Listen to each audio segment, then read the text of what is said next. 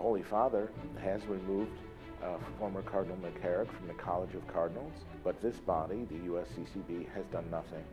The Bishop of Fort Worth making a strong statement during the final day of the USCCB Fall General Assembly in Baltimore. A scene of devastation in California is turning more dire by the minute. At least 80 people are now missing and the death toll is rising. Migrants believed to be from one of the large caravans scaling a border wall, but U.S. agents are waiting on the other side. Plus, tablet columnist George Weigel weighs in on what the secular news media isn't reporting about the sexual abuse crisis. All that and more right now.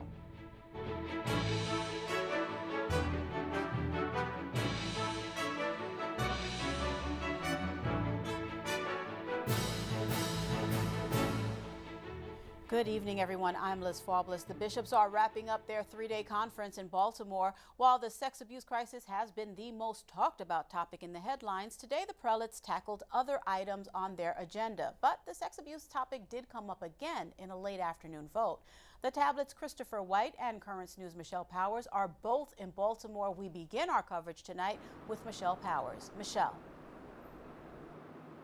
Liz, some late breaking news tonight. The United States Catholic Conference of Bishops decided that they will not be asking the Vatican to release any and all the documents they have regarding ex-Cardinal Theodore McCarrick. What they did vote on today was budgets, elections, a cause for sainthood, and the pastoral letter against racism.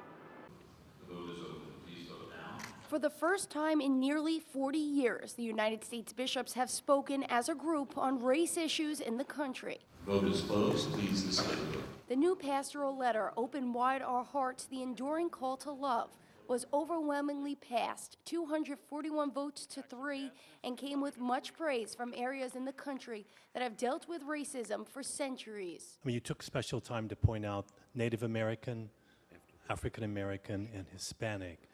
All three of those have special meaning for us in the Diocese of Phoenix.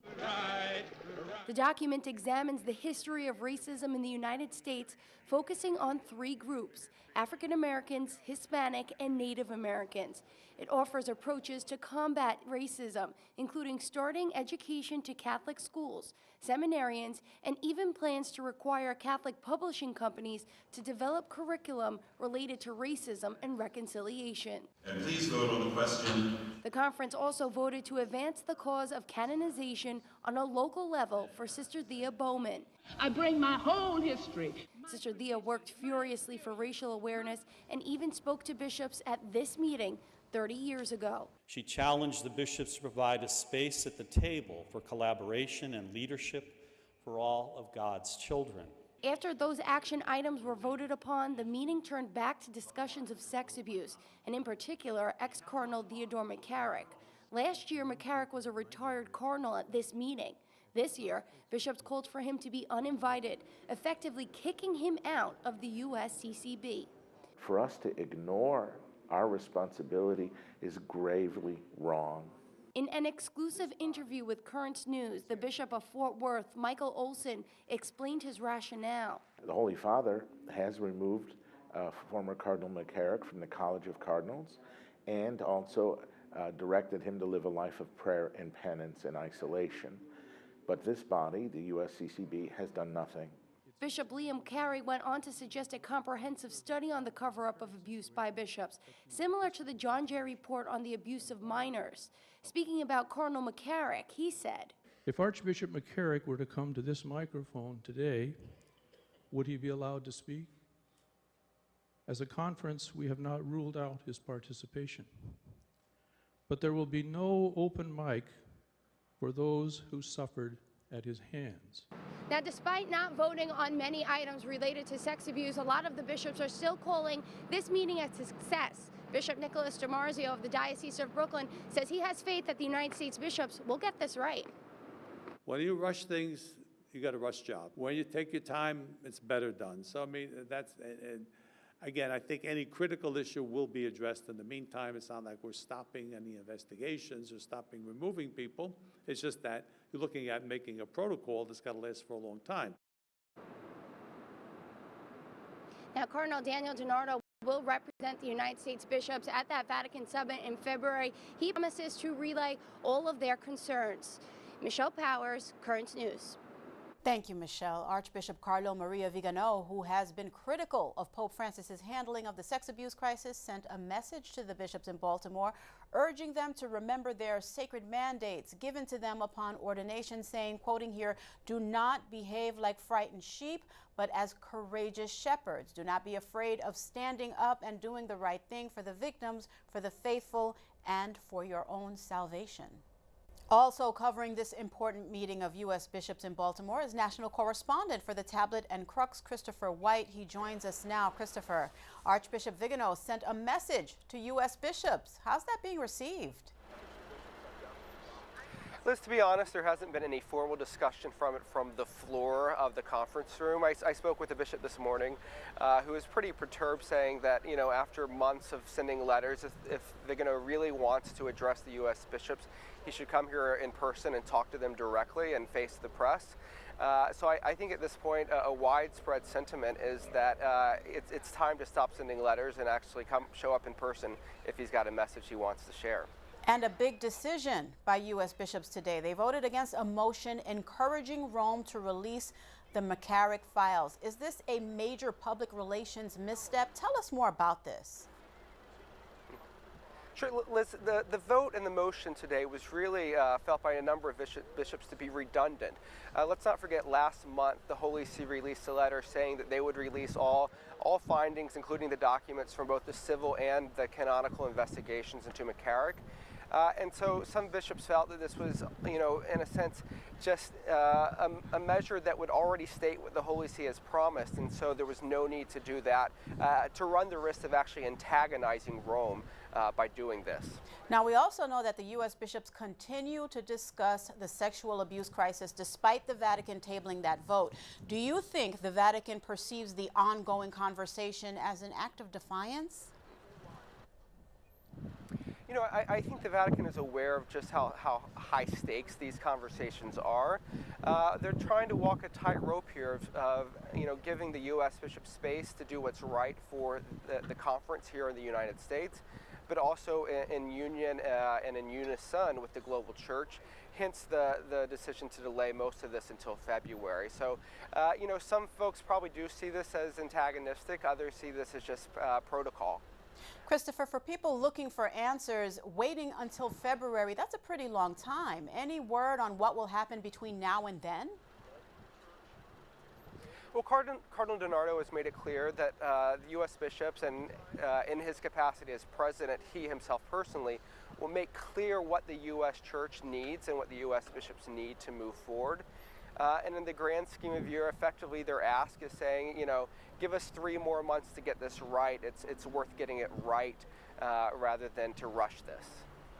All right, Christopher, thank you very much for that report. Of course.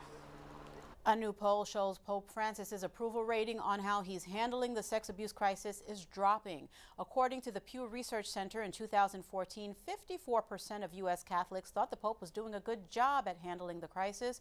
Today, that number is down to just 30%, dropping 24 points in 4 years. To stay up to date with these fast-breaking developments, find the latest at the Currents News website, currentsny.tv, and on the Tablet site, thetablet.org. Turning now to the other major story of the day, the situation in California is getting worse as wildfires destroy everything in their path. The death toll is rising and more people are being reported missing. All this as strong winds continue to make fighting the blaze very difficult. Omar Jimenez has the very latest. Nearly 1 week later, the question remains, what sparked the 2 fires burning through California? State regulators are investigating 2 utility companies. Both of them reported incidents shortly before the fires sparked, but there's still a long way to go in those investigations. It's very methodical when you do an investigation for a wildfire. They literally go to an area and they'll grid it off, usually 1 by 1 foot, 1 square foot, and they'll start sifting through everything in there, trying to find out what it is, where it came from, if it's supposed to be there, it's not supposed to be there. And Tuesday, a new blaze. The Sierra Fire spread quickly, fanned by Santa Ana winds and feeding on heavy vegetation. We are not fully out of the woods yet. In the worst of times, we begin to see the best of people. Bridget Randall lost her home in Paradise, but organized a free clinic at this pop-up shelter in Chico. It started with us literally writing on a trash bag of people's prescriptions and medical needs and trying to call them the prescriptions. It's a family, and I feel so much love. God is love. And some of Malibu's most famous residents also did their part, visiting the Red Cross and handing out food. We as a community are going to do our utmost to help ourselves, but that there is sometimes an image of Malibu that people like me are there more than other people, and there's a lot of people who need help. In Malibu, Omar Jimenez, Currents News. The newly elected members to the U.S. House of Representatives and Senate have arrived in Washington for orientation. The group includes a record number of women to win seats in the House, but there are some key races that are still undecided. Kelly Smoot has this report from Washington. There are lots of new faces. You know, I have butterflies, but I'm excited. And a couple of old friends. How are you doing? How are you doing? All in Washington for congressional orientation. It's thrilling, absolutely thrilling. Where the newly elected members of both the U.S. House of Representatives and the U.S. Senate descend on Washington for training and party leadership elections. It feels a little bit like you're kind of heading into that first day of school in your classroom. I've been through a few of these over the years. Kentucky Senator Mitch McConnell welcomed the freshman Republicans. He was also reelected Wednesday as the Senate Majority Leader for the next 2 years. And we're excited about maintaining our majority and growing our majority. Here we are in the majority.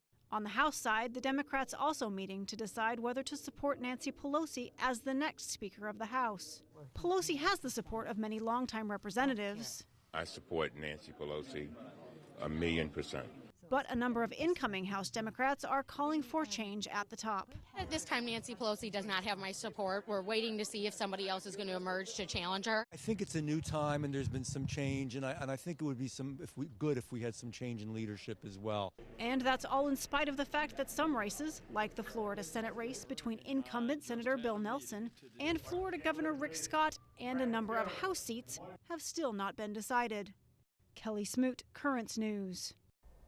The accused Parkland, Florida shooter has reportedly attacked a jail guard. Officials say Nicholas Cruz tackled and repeatedly punched the guard and took his stun gun, which discharged. The 20-year-old is awaiting trial on the Valentine's Day mass shooting that killed 17 people at Marjorie Stoneman Douglas High School. Cruz now faces additional charges, which include assault. There's a lot more news headed your way. It's a dash to freedom. An offense is enough to keep these migrants out, but their journey may be over.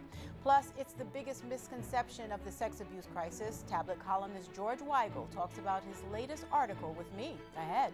Plus, Tim. New solar panels like these are helping to conserve energy at churches and schools in the Archdiocese of New York. And they're promoting the Holy Father's encyclical Laudato Si. I'm Tim Harfman, and that story is coming up. And Currents News will be moving to new time slots. Starting Monday, December 3rd, the news will air a half hour earlier at 7 p.m. right here on NET. We'll be right back.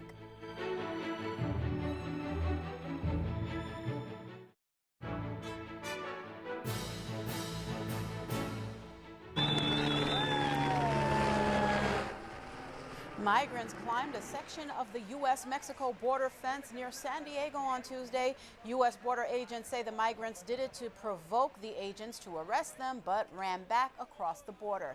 Agents believe some of the people in the group are with one of the caravan of migrants from Honduras, Guatemala, and El Salvador. As you saw there, the first wave of migrants from the caravan are reaching the border, but the Trump administration's stance hasn't changed. John Lawrence reports. About 100 migrant men, women, and children are now in Tijuana, where they wait at a shelter, hoping to cross into the U.S. for a better future. They are the first of a much larger group to reach the border. That they can give their kids an education, that they can actually be free from violence and rape and murder. And it sounds extreme, but that's exactly what's going on here. Some of the migrants traveled more than 2,000 miles, but the Trump administration hasn't budged an inch, assigning 5,900 troops to the border region, according to one defense official. No nation can allow its borders to be overrun, and that's an invasion. Two members of the administration will visit parts of the Texas border Wednesday. Homeland Security Secretary Kirstjen Nielsen will tour with the Northern Command. Defense Secretary James Mattis will be in McAllen, taking note of expenses. We'll update you on costs as they become known. Obviously, the units executing the border mission have got to report them in up here, but we are capturing the cost. Critics of the White House say having troops on the border because of the migrants is a mistake. Using our troops as political pawns for his political interests is just wrong. I am not really interested in the politics. I'm interested in how we as people can learn to embrace the immigrant. John Lawrence, Currents News. An interesting article in this week's tablet newspaper poses a compelling question. What are the roots of today's Catholic anger and disgust? Guest columnist, noted Catholic theologian George Weigel attributes this growing discontent to the latest phase of the abuse crisis roiling the Catholic Church. Mr. Weigel joins me now. Thank you so much, Mr. Weigel, for being with us. Here at Currents News, we report the facts. More importantly, we always seek to accurately report that the sexual allegations popping up around the country are mostly abuses of the past. Do you see a reluctancy from secular media to report the cases as such? Liz, I don't think we should minimize the fact that there has been a pattern of abusive clerical behavior and episcopal malfeasance in dealing with that in the Catholic Church over the past several decades. What the Pennsylvania grand jury report indicates, and what was broadly misreported, was that the abuse problem has largely, if not totally, been solved, and that the real issue now is holding to account bishops who did not, or who are not today, being transparent and appropriately disciplinary about abuse cases in the present. This is all bad for evangelization, and that's why it has to change. Let's take it to a more personal level, Mr. Weigel. These allegations, as you know, can potentially rock a person's faith. That said, why is it, in your opinion, so important that Catholics recognize a majority of these abuses did actually happen in the past? Well, the other thing it's important for people to recognize is that the overwhelming majority of priests and bishops are good men dedicated to their vocations and sacrificing a great deal to lead a very difficult life under contemporary circumstances. I think what we all need to do is take a deep breath, examine conscience on where we're not being the missionary disciples we were baptized to be, and then getting on with the job of being evangelists in the 21st century world. This crisis really should not shake anyone's faith in the Lord. It's very important for people to realize that Catholic faith begins not with the church, not with the ministers of the church, but with friendship with the Lord Jesus Christ. Everything else grows out of that. Mr. Weigel, I want to tap even further into your expertise on these matters. Is there evidence that the church is making any progress in its efforts to stop abuse? Yeah, I think there's a lot of evidence to that effect. Seminaries today are very different than they were 20 or 30 years ago. I think many, if not most, bishops are making every effort to prevent the abuse of young people in the church. Catholic Church is actually one of the safer environments for young people in a society riddled with abusive sexual behavior. The difference is that we've owned up to this, and we've been open about it. We need to be more open. The bishops in particular need to be more open about their failures.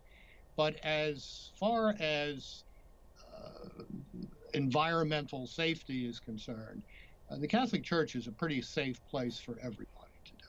Why do you believe that so many Catholics, it seems, who may not believe much else they read in the paper or see on TV, so readily believe misrepresentation in reports around the country? What are your thoughts on that quickly? I would simply ask my brother and sister Catholics to apply the same skepticism and critical faculties that they apply to everything else they read in the newspapers to reporting about the Catholic Church. A lot of that reporting is necessary and fair, but a lot of it is also agenda-driven, and we need to be able to distinguish between the two. Mr. Weigel, I sincerely appreciate your time and your perspective. Thank you so much for being with us. Thanks, Liz. The Brooklyn Diocese has a toll-free and confidential sexual abuse reporting line. That number is 888-634-4499. And for more information, go to the Diocese of Brooklyn's website, dioceseofbrooklyn.org, and click on Protecting Our Children. Still to come on Currents News, some parishes in the Archdiocese of New York are getting some environmentally friendly upgrades. And Pope Francis's message about the dangers of gossip. Stay with us.